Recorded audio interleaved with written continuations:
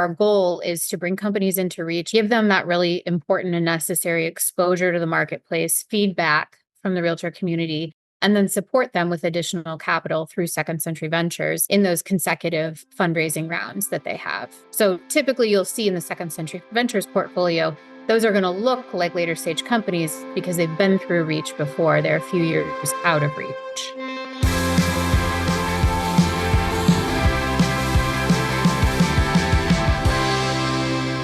Hey guys, welcome back. I'm your host, Matt Fagioli, and today's special guest all the way from Chicago is Ashley Stinton, who is the managing director of NAR REACH, which you're going to hear all about today. Welcome, Ashley. How are you? Thank you. Thank you so much for having me. Really appreciate the opportunity. Yeah, we're really excited about this. And I know all of our agent and broker listeners are going to be excited to hear about Reach. Of course, I've been, connected to Reach for many years, but most people, I think, don't even know that NAR has a thing called Reach and what that is. So I want you to tell us all about that. But will you please just tell everybody a little bit about Ashley first, and then we'll talk about Reach. Yeah, absolutely. I grew up in consumer goods. That's really where I started my career. 3M and Coca-Cola, spent a lot of time in that industry, a very complex industry in and of itself. Thought I would try something a little less complex. And so I pivoted to real estate and found out very quickly, just as complicated, just as much of a thorn in the side. But interestingly enough, Home Depot was one of my largest clients in the consumer goods space. And so that actually lent itself to a lot of overlap with what I do now. Home Depot has a venture arm and are very interested in the tech and startup space as it overlaps with real estate. So that's a lightning round of how I got here. Cool. Well, that was a good, and you teed it up well to explain Reach a little bit if you could. Yeah, absolutely. So Reach, we don't mean it to be a secret, but maybe it is our best kept secret here at NAR. So Second Century Ventures is NAR's venture capital arm. We are a subsidiary of NAR created in 2008. And the intention and the mission is to support technology that keeps realtors central to the transaction, keeps them central to the consumer. Reach was created a few years after SCV was incepted in 2013 as a scale-up program, really born out of the need for a lot of startup founders to receive a deeper connection to Second Century Ventures and to NAR. More in-depth coaching and guidance, mentorship, strategic introductions within the real estate space. So more than just providing the capital to these incredible startup founders, but providing a more intimate relationship that allows them to build their products, launch their products, really hand in hand with real estate professionals, not just around them or just for them, but genuinely with them. Mm-hmm. Well, and I'm sure you've come across this all the time, but so many people that launch products that come where the founders come from outside of real estate, it's like entering, a different planet entirely. Absolutely. The way, nobody seems to understand how things work and then the idea of what agents actually want and need. And I know you guys, bridge that gap a lot. Well, I'll tell you what, can you tell us a little bit about the current cohort? Yeah. Who's in it and what do they have to offer? And I know there's 7 companies now, or we've got 8 on board. Yeah. For our 2024 cohort, really a good range of solutions, which is what we're always trying to accomplish. We typically pick about 8 companies per year. And the goal is bring a range of solutions. So some of those are going to be for adjacent verticals like title, mortgage, insurance. And they're each going to have different key stakeholders. So some of them might be more MLS or association facing, some might be more broker facing, and some might be more agent facing. Some are just great solutions for the industry as a whole. So you can expect to see that kind of range of solutions really in every cohort. This year, we tried to really focus on what are some right now needs from the market and from the agent population. And of course, those long-term needs and those long-term solutions, thinking more 5-10 years out. So a mixture of social commerce, AI tools that are good for lead gen and client communications, a negotiation platform, alternative financing models, pre-sale renovation solutions. So good mixture there. Deal management system, again, a range of solutions that some are going to help agents and brokers excel at their communication with clients. Some are going to help them bring more efficiency to the transaction. Some of them, when I mentioned alternative financing, unlock really focused on getting more people access to the capital they need to either purchase additional property or get into their first home. So kind of looking at the full transaction, everything you need from the beginning to the end and even post-close.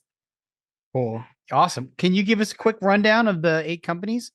Yeah, so we've got Chirpiest, which is a social commerce platform. Think about the shoppability of a listing, how much consumers look at listings these days, long before they're ever ready to buy or sell, and even just for the fun of looking at your neighbor's property or property in another neighborhood. If all of that cool furniture and virtual staging solutions, if all of that could be shoppable.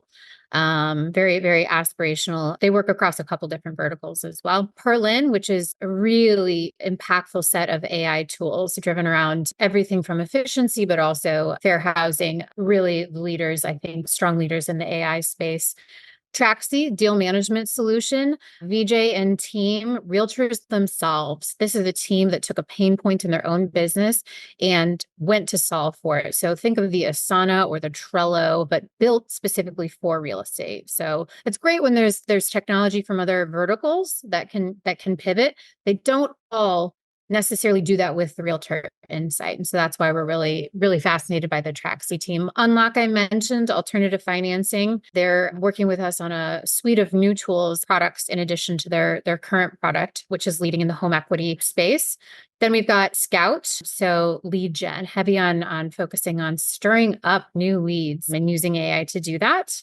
Cocoon, which has an iHome dashboard. This is a really impactful tool for powering and more analytically driven and data-driven decision making when it comes to home maintenance, home renovation, which could be part of the sale or the prep for sale, or could be, post-transaction, everything that a homeowner is focused on within their home while they're living in it and keeping the realtor top of mind as part of that.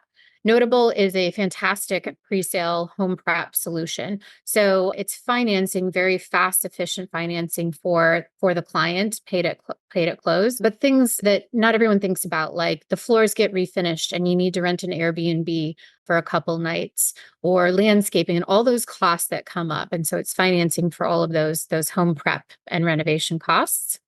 And final offer, negotiation platform. So bringing more clarity to the negotiation process. I like to look at it as both buyer and seller walk away feeling absolutely great about the ultimate price, because everybody was involved in a clear and transparent way throughout that. But agent driven, important to note, fully agent driven platform there. Did I forget anybody? That sounds like 8, right? I wasn't counting, but it's a long list of. We have a large portfolio, so we do have 250 companies total. So just had to make sure I got the numbers right there. Wow. Yeah. So I won't ask you to run down the whole 250, but I bet you could. And this is just once a year, the cohort. Is that right? Correct. Yeah, we run an annual cohort. It runs from April to November, very much hinged around those 2 big industry events, the Realtors Legislative Meetings and Trade Expo, and the NAR NXT event at the end of the year. That gives us the right amount of time to onboard the companies, bring them to some industry events. Then we tweak, we refine, we give them mentorship, we give them guidance, and we graduate, quote unquote, graduate at NXT with a demo day. And it's incredible to see the change that these companies make throughout the year with that exposure to the marketplace, with that exposure and guidance from the realtor community. Mm-hmm. That's awesome. Well, tell us a little bit about the companies what a company looks like that's a good partner for Reach versus Second Century, and how you look at incoming companies that way. Yeah, obviously we're looking at, market demands. What are the solutions that the market needs most, of course, but there are tons of incredible solutions out there. So what also makes a good investment for us typically is a company around Series A, about 1 million ARR.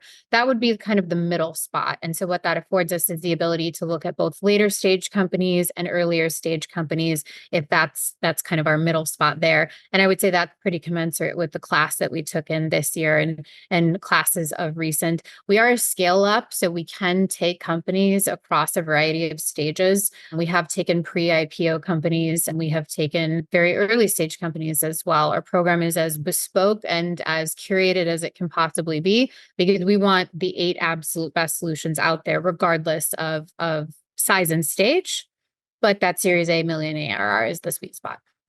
Yeah. And then and how does that compare to what Second Century is doing? So, Second Century Ventures is typically to support our portfolio companies with follow on financing. So, our goal is to bring companies into reach, and our preferred path is to bring companies into reach, give them that really important and necessary exposure to the marketplace, feedback from the realtor community, and then support them with additional capital through Second Century Ventures in those consecutive fundraising rounds that they have. So, typically, you'll see in the Second Century Ventures portfolio, those are going to look like later stage companies because they've been through reach before. They're a few years out of reach. Gotcha. Cool. Awesome. When we had our conversation a week or so ago, and I guess still, we're just coming off of the DC meetings, lots of important stuff happening there. Can you talk a little bit about what you saw there and, what the climate is in the industry in general and how it relates to what Reach is doing? Yeah, it was actually a really, really incredible week in DC. A lot of critical thinking there. Obviously, this is a very unique year we're living in with everything going on in the news and an election year. There was a lot to cover. There was some really good election coverage from NAR's DC team, overlaid with really how they support candidates, their bipartisan approach. A lot of commentary around a lot of retirement happening on Capitol Hill. And so that how that impacts the selection of new candidates that Realtor Party is going to support. And a very mindful process for how to support those, find and then support those new candidates. If anybody's curious about how that whole process works, because we could tie up all of today's session on that, but I don't want to do that. The Advocacy Scoop podcast is a new podcast coming out from Shannon McGann and Patrick Newton with NAR. So if you want to know anything and everything about the advocacy arm of NAR, I highly recommend tuning into that one for all our listeners here. So in addition to the election coverage, Realtor Party coverage, some of the topics that I was really tuned in on was client communication, of course. Capital gains was a significant topic there, tax reform and capital gains. AI, huge topic across a variety of committee meetings and programming sessions. And then, of course, the affordability crisis. So tackling that from both the supply side, but also from the financing side. Mm-hmm. Can you talk a little bit more about AI? That's obviously, huge buzzword, huge subject, lots of conversation around that. And I think that everybody's confused about what the heck to do with that. Yeah. So what's the latest that you're hearing on AI as it in real estate, what that's going to do to, kind of legislation and oversight, all of that, as much as you can? Yeah, absolutely. It was there were some very significant and important conversations happening in DC related to AI, which in my lens feels like a constant moving target. Feels like the moment we have it figured out and the right way to kind of wrap our understanding around it, so, it changes. Something new comes out that really challenges our thinking around what makes it fair, what makes it reliable, what makes it transparent. So a lot of conversations in DC were around that. So with all of the legislation that is on the docket, how can the real estate community contribute to that, and what does that mean? And so a lot of the conversation again around the fairness of it, the reliability of it, the auditability, if that's a word, the ability to audit it, but also some, I think, really important conversation about explaining it. A lot of it feels like on any given day, depending on the article you read, I mean, it can go way over my head on any given day if it's not articulated in terms of what is its actual impact, what is its meaningful impact, how is it driven. So I thought that was actually a really important one. I don't think you can take 2 million real estate professionals in the United States and explain it one way and it works for everybody. So understanding the genuine positive impact, what are the challenges that we need to look out for, and then how to wrap the policy and the legislation around what makes it reliable, what makes it fair, what makes it safe, how do we avoid copyright issues. So not there yet, again, continuing to be a moving target, but a lot of, I guess, advancing the conversation to that next step, and how can real estate be an active participant in that conversation on Capitol Hill. I think the biggest subject, and you already mentioned it, is affordability. And, we're in a season where nobody can afford anything, Right. like I, for one, I have children in their late 20s and they're both homeowners because dad has been in the real estate industry forever. I guess that had something to do with it, but they tell me, they say, dad, like none of our friends can afford to buy right now, even, and these are all, highly educated, high income earners, and still they feel that way. What did you hear in DC about where we're going with all of that? Yeah, a lot of conversation around supply. And I think the takeaway was there's just no one single answer there. We certainly lean into our REACH commercial program to focus on some of the more supply focused technologies, whether that be, 3D printing or, different substrates, efficiency just in building in general. So, the conversation DC wasn't here's the one single answer to get behind. But I think, also some interesting conversation around, creative solutions, co-ownership, home sharing. And there's a company called Pad Split that's actually been, doing this for a while. But I think those solutions will become more and more popular. A lot of the conversation in DC was also, well, then what does that transition look like? If there's a lot of folks who are, for the foreseeable future, going to focus on renting, how can we make renting the absolute best scenario as a path to home ownership? And so whether that be solutions like stake, for example, earning cash back as a renter so that renters are saving for a down payment, so that they are getting those timely payments. How can we improve credit scoring models so they're taking into account things like rent payments and all those other areas of our life where a renter is doing really good things with their money, but they're not getting credit for it, which then bleeds over into getting the right financing to get into homeownership. So there was also a lot of conversation about alternative financing solutions and where those can be the most beneficial for different populations. Because for some folks, it's buying up into a house that they feel like they can't afford today. How do we get them into that house where they need those extra bedrooms? They need that extra square footage for their family. Maybe it's aspirations of owning additional property, and that's become maybe a landlord. So what kind of financing does it take to own second and third homes or even beyond? So conversations around all the different needs across home ownership and those paths into it. We have a couple companies in our portfolio that are focused on that path to home ownership. Stake is one of them. Landis is another. And then Unlock in this year's cohort, again, leaders in this alternative financing category, very well connected with capital markets and genuinely interested in market feedback from real estate on how to create that fine intersection in alternative financing in the most fair capacity possible. So fair lending is a big emphasis for our conversations with them this year. Mhm. Awesome. Thanks for all of that. One of the things I want to ask you about, I think realtors listening to this, lots of great new services come from some agent who had a great idea, who built something for themselves, and then up it comes through the ranks. So for that guy or girl who's listening to this and goes, man, I've got this great idea, or I've already launched something or whatever, what's the path for that person to, bring something forward and get the attention of Reach with their new thing? Yeah, I mean, we love to engage with every entrepreneur, even at those earlier stages, even if they're a little early for the REACH program. We like to connect early, stay in touch as they continue to grow until we get the timing right. Our inbox, hello@narreach.com, is a great way to reach out. Let us know what you're working on. And if we can, connect maybe at an upcoming industry event, that's a great way to connect with us as well, because we can also then connect those aspiring founders to our existing portfolio who can kind of, give them the ropes, help them understand what was their path to actually bringing this idea to life.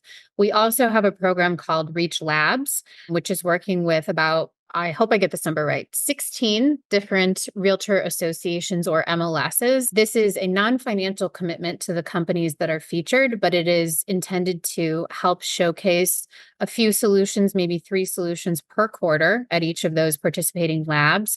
as a way for these earlier stage companies to get some market exposure, but really importantly, get feedback from the realtor audience on how is this idea landing? How is this product landing? Have we built it right? Have we priced it right? Have we made it accessible in the ways that you would use it in your business?